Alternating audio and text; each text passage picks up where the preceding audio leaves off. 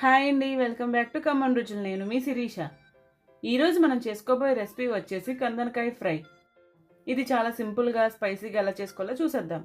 ముందుగా stove on చేసుకుని ఒక కడాయి పెట్టుకోవాలి. ఆ తర్వాత 1.5 టేబుల్ స్పూన్ ఆయిల్ వేసుకోవాలి. ఆయిల్ హీటిన తర్వాత 2 లవంగాలు, 2 ఇలాచి, 1 ఇంచు దాల్చిన చెక్క వేసుకుని ఒకసారి ఫ్రై చేసుకోవాలి. ఇప్పుడు ఇందులో 1 కప్పు సన్నగా తరిగిన ఉల్లిపాయ ముక్కల్ని వేసుకొని లేత బంగారు రంగు వచ్చే వరకు వేయించుకోవాలి.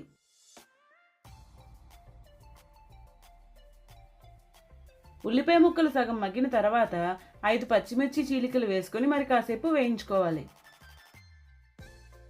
ఉల్లిపాయలు పచ్చిమిరపకాయ ముక్కలు బాగా వేగిన తర్వాత ఇందులో మనం ముందుగానే శుభ్రం చేసి పక్కన పెట్టుకున్న కందంకాయ ముక్కల్ని వేసుకొని బాగా కలుపుకోవాలి.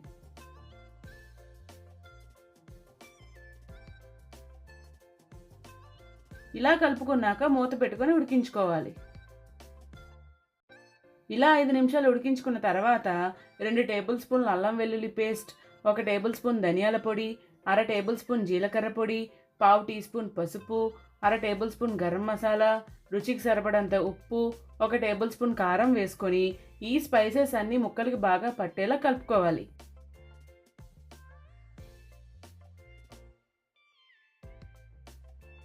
ఇలా కలుపుకున్నాక మూత పెట్టుకొని వేయించుకోవాలి.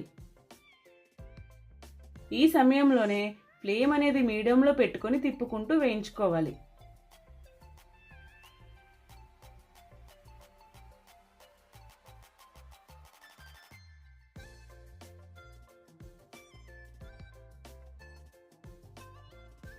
ఇలా 5 నిమిషాలు వేయించుకున్న తర్వాత 1 కప్పు వాటర్ వేసుకొని బాగా కలిపి ఆయిల్ సెపరేట్ అయ్యే వరకు మూత పెట్టుకొని ఉడికించుకోవాలి. అన్నట్టు మరొక మాట, నా వీడియోస్ నచ్చితే సబ్స్క్రైబ్ చేయండి. మరెన్నో రెసిపీస్ మీతో షేర్ చేసుకుంటాను.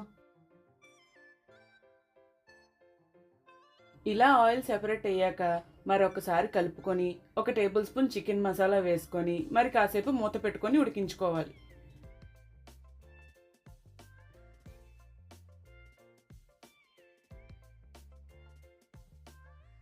ఇలా 5 నిమిషాలకి ఆయిల్ అనేది ఈ విధంగా సెపరేట్ అవుతుంది.